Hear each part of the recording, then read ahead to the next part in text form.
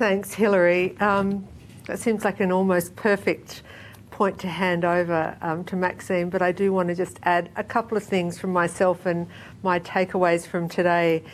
Firstly, again, to thank Alison, to thank Gabrielle and Amy, the team, the rest of the team from the Australian Human Rights Institute have just done an incredible job and gone above and beyond, as they always do, to make the event happen so smoothly. And also the studio here today, Event Activation Resource Centre. It's just been such a brilliant place to be able to pull this whole event together, and thanks to everyone there.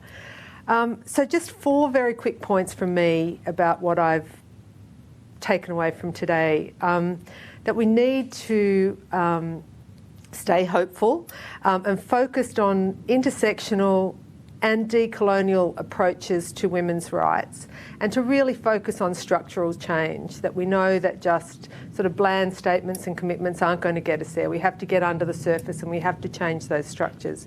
And sometimes that's really hard, but sometimes there are tweaks we can make that have a really big impact. And so working towards that, I think, is really important. A point that Rosemary made, but it sort of came through a number of times, is the importance of having data. So we need to keep counting, and we also need to start counting where we're not counting. And that is particularly around those intersectional points, because if we don't know, then we can't act. And I think this is the work that WGIA is doing and others, just to have longitudinal data about where women are at. We need to count what's happening in COVID and get a good sense, and then drive evidence-based policy. I think that's so important. But to count those intersections too, and not lump all women together as if we're all in exactly the same situation. Thirdly, I think we need to engage where it matters. We need to get inside institutions and organisations to make change, but we also need to resist when it's necessary. And I think we've still got to fight that fight from the outside and through civil society and social movements as well. And just going back to that problem that we experienced ourselves today with the trolling on social media, take up public space.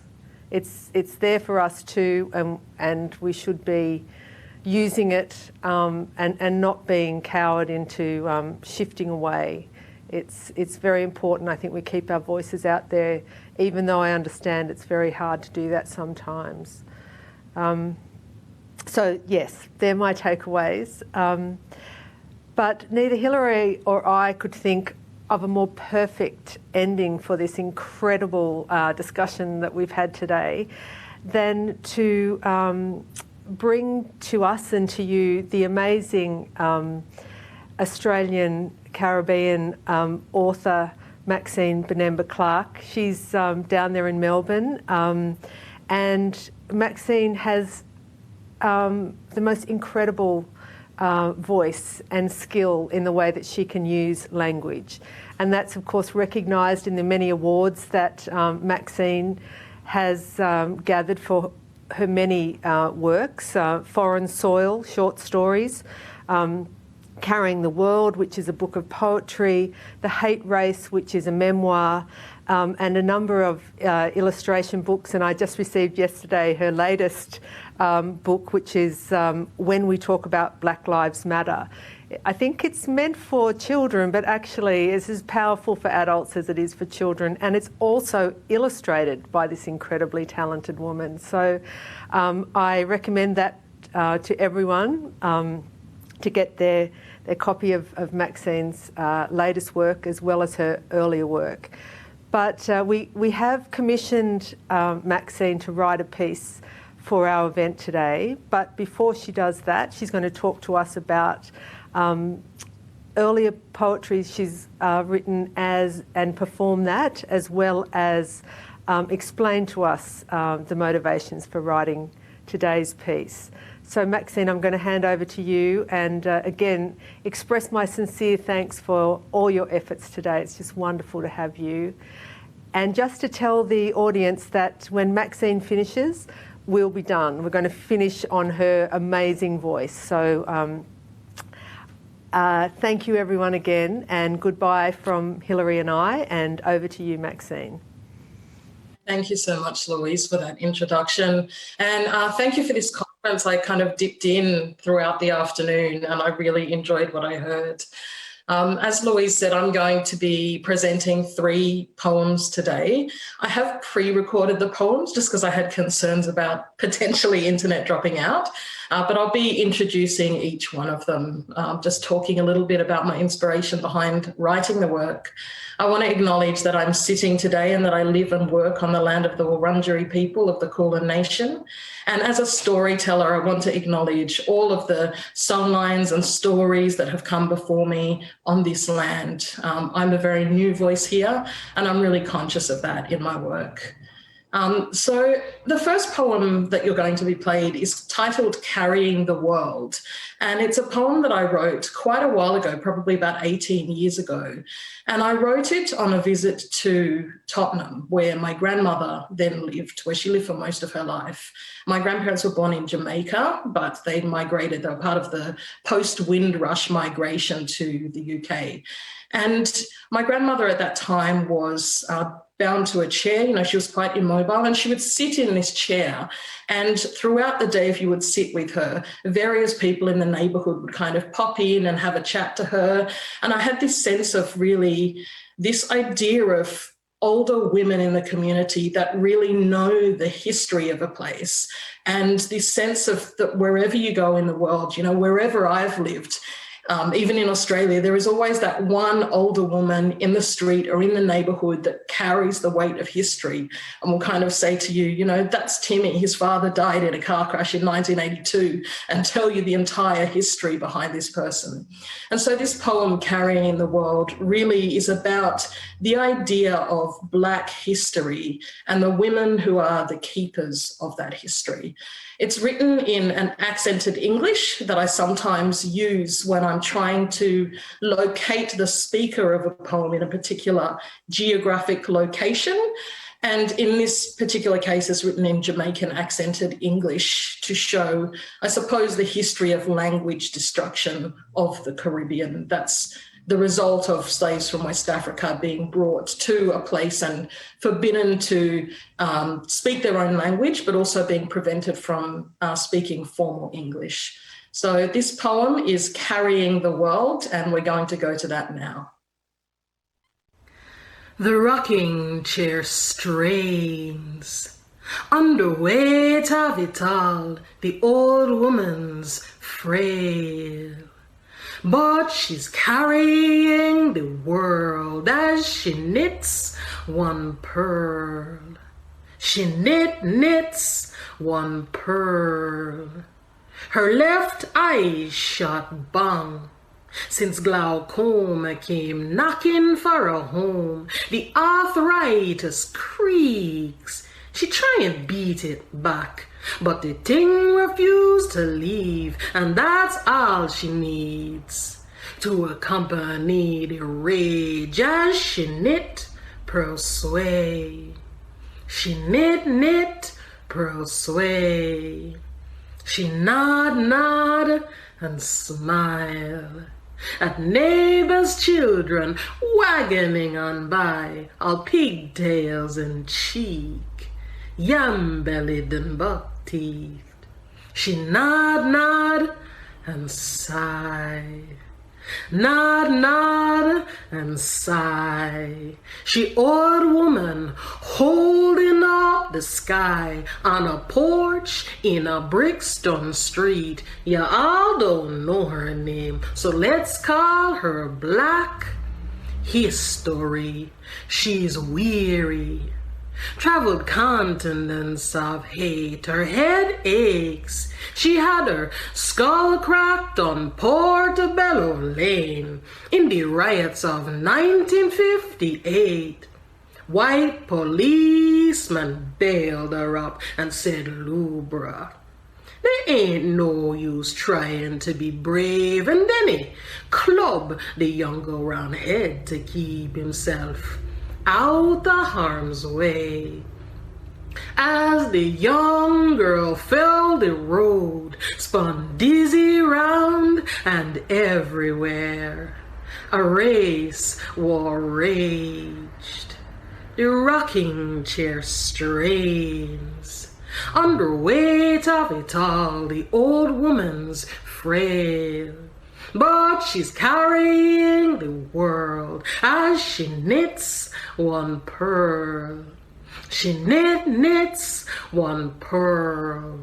She's witnessed her own children take up arms against each other. Blood brother, decapitating brother her, who to first daughter betrayed her, Tutsi third son her, Kikuyu uncle slid whole forests into dusty Kenyan plains her, arteries flood red like the killing fields of the Congo her, heartbeat has slowed to the drumming of the Igbo's djembe, and the rocking chair, and the rocking chair, and the rocking chair strains.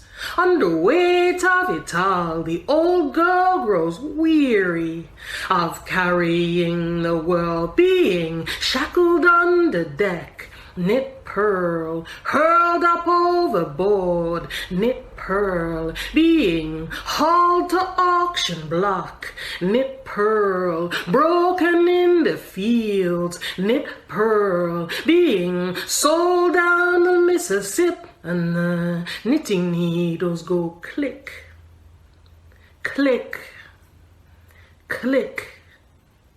The old woman weeps. The old woman weaves in a rocking chair on a porch in a Brixton street. You all don't know her name, so let's call her Black History.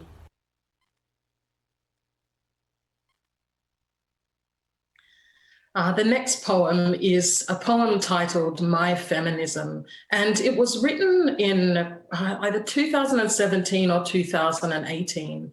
And the Victorian Women's Trust had contacted me and said they wanted me to write, or they wanted to commission a blog post for International Women's Day. And at the time, I was doing some quite deep thinking about feminism in its Australian context in terms of Indigenous women and women of colour. And I was thinking a lot, I suppose, at the time about the election of President Trump and the fact that, there was no escaping that white women were part of the contingent that elected Donald Trump and a substantial part of those voters. And really, I guess the idea came to me to write almost a manifesto for a new feminism. If I was disillusioned with feminism, what would my feminism look like and how would it present? So this is the result, and it's titled My Feminism. We'll cut to that now. The local women's march is pink-dressed, determined, alive. The cheering, chanting mass screams past the inner Sydney sights, and a bold sign sent a crowd floating up on high says, "I'll see all you nice white ladies at the next Black Lives Matter march, right? My feminism will be intersectional, or my feminism is a lie." 500,000 knitted pussycat hats walk angry calm on Washington. They chant, "We're women, united, we'll never be defeated." My feminism is the black sister, you know the one. White cap, fierce as, nonchalantly sucking on a lollipop while bearing a hand-painted placard that says, "Don't forget, white women voted for Trump." My feminism will be intersectional, or my feminism is done. My feminism does not feature in the suffragette credit roll. My feminism is not a scroll of the places and dates white women got the vote. It does not holler across the loud promo t-shirts that say, I would rather be a rebel. I would rather be a rebel than a slave. My feminism can love Emmeline Pankhurst for what she did and still roll its eyes at Emmeline Pankhurst's phrasing. My feminism can respect Germaine Greer's legacy, but detest her transphobic ways. My feminism will be critical and analytical and brave. My feminism will not reveal itself as white feminism at 13, queer feminism as 25, and POC or Aboriginal or First Peoples or disability feminism if you identify ultra-left, a bleeding heart, so inclined. My feminism will always question. My feminism must get wise. My feminism will not claim that nuance is divisive. All feminism is flawed, but my feminism will try. My feminism would not anti-think piece Beyonce's pregnant glow, because my feminism remembers the black children bought and sold. My feminism slips unseen through bars and razor wire. My feminism will amplify the songs of the silenced. My feminism is pro-choice, but does not endorse Lena Dunham's abortion wish. My feminism says termination is not some kind of vintage Girl Guide collar pin. My feminism does not shout down pro-lifers who shame abortion and then shame abortion grief or regret. My feminism will be kind. My feminism is complex. My feminism does not complain about middle-class childcare fees without campaigning for the women who childcare on a minimum wage index freeze. My feminism does not go smashing glass ceilings at the same time it builds glass walls. My feminism will be class-aware. It will have no class at all. My feminism screams about equal marriage rights in the country where I live, where in the country of my parents' birth, corrective rape is still a thing. My feminism is fierce. My feminism crossed oceans. My feminism learned to swim. My feminism is uneased by unceded land, was sung by Audre Lorde, knows Wilma Pearl Mankiller. My feminism haloed Harriet Tubman and signed the statement at Combahee River. My feminism says, no woman left behind. My feminism says the strongest will go find her. My feminism's the Underground Railroad out. My feminism will ferry us all through the doubt. My feminism seeks to lift all women up. My feminism must be strong enough. My feminism is strong, fierce, burning, alive. My feminism will be smart, intersectional, and kind. My feminism is truth, that bold sign up on high. It's inevitably flawed, but will always try. My feminism can smash glass ceilings and walls. My feminism is wondrous and will elevate us all.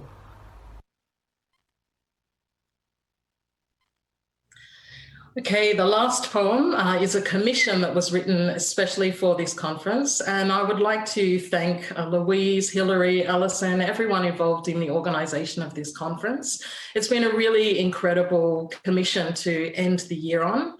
I do have a human rights background myself, which is why my work leans towards, I suppose, persuasiveness in terms of human rights and the way we treat each other. And I know that I was often asked when I was studying, how can you be training to be a lawyer and how can you be training to be a poet at the same time? And what I would say is They were often, not even different sides of the same coin, but used for the same purpose, to be persuasive, to be heartfelt, and to uphold truths. And it was a real pleasure to be able to research previous conferences in the writing of this work, and to be able to hopefully encapsulate something that spoke of the history of women's rights in terms of the Beijing Platform, but also that hopefully would look to the future. So this is that poem, and it's titled, What Hope There Was. We'll go to that now. And oh, what hope there was, that June and that July in Mexico City, 1975, when thousands hopeful womenfolk from all around the globe arrived at the First World Women's Conference, resolute for the progression of every female life. Mexico, home to the Aztecs and the Mayans, conquered by the Spanish, glancing furtively southeast to Guatemala and Belize. What a poignant place to unfold her story. It was International Women's Year that year. In the workplace and on the ballot, in the birthing suite and on the streets, we daughters, both waking and as yet unborn, we'd already become our grandma's wildest dreams. In the West, second wave was riding high. The US Supreme Court had just swung female jury rights. Indian women were mobilizing to end gender violence. Women everywhere, of every hue, were breaking their silence. In laundries and in boardrooms, on library shelves and kitchen sinks, Roe versus Wade had wrestled American women autonomy over their own wombs. It was a beautiful time for possibility to thrive at the Mexico City Conference in 1975. They came from the rural village crop field outskirts of the East. They came, the women who tend the bars of Western cities that never sleep. They came from the African continent, from Asia, from Australia, down under, beneath. The Mexico City meeting was hope and solidarity and belief. Mexico City birthed the UN Decade of Women. Such was the power of Mayan groundswell and the fervor of optimism. On marched time, and women with it, banners waving up on high. 4 continents in all would play host to the collective hopes of which the Mexico City Women's Conference first had boldly spoke. 4 cities in 20 years descended upon by allies and womenfolk. They gathered next in Copenhagen, home of Nordic and Viking kin. 5 years later, they were resolute to roll the agenda in. The third meeting was Nairobi in 1985, settled deep in the African East, the mother continent, come alive amidst kikuyu and acacia, marrow oak and yellowwood. And 10 years after that, Beijing, the triumph all had worked towards, where 189 nations adopted the declaration, and all the groundwork there was laid to push through sweeping changes. Where Hillary Rodham Clinton said, women's rights are human rights. Then Beverly Polisa-Ditsy said, lesbian rights are women's rights. And then as one, all raised their fists to toast the global fight, saying, meet our demands and hear our cry. We will be heard. We will be heard. We, the women who hold up half the sky. And what of today? What hope of resolutions past, of Mexico, Nairobi, of Beijing and Copenhagen? What of while the planet burns and watercopters hover, giant borers mine the earth for liquid gold, and island women bear the brunt of both mortality and carbon? What of these courts, resolved to roll back reproductive rights, of when it seems the whole world striving every day to dim the light? And all that change hard fought, and change hard won, and all that mighty slow change come, is roll back with a finger clip, snap, just like that. What of today, and what we might have lost, but steady. All the while this blood earth burns, we see our daughters, rolled up sleeves and flexing what fate gave them, ditching Friday algebra to march for climate change and streaming their successes iPhone high, dragging hashtag progress to our screens. See our daughters screaming, no, this world is ours. We will not see it taken, not by leaders, not by generations past who failed us, by our mothers. Mama, yeah, we pay our due respect, they say. The world is changing. See our daughters chanting, we the women hold up more than half the sky, 'cause we the daughters, we gave birth to every person holding it on high. And it was daughters, 3 of them, who coined the new black movement, who mobilized for civil rights, who birthed the term that swept the whole black waiting world. Oh, see how proud our daughters, birthing revolutions, redefining even what we mean by daughters, paving the untrodden and inclusive. Even as this virus reigns, circling carers, stalking nurses, slaying women and condemning more to poverty or home, see the young and eager, chipped and purple polished hands that take the baton, resolute in every color of our queendoms. See them holding up what hope well was in Mexico, in Copenhagen and Nairobi and Beijing. See our daughters flying banners all and keen, and know they have become and they will realize our wildest dreams.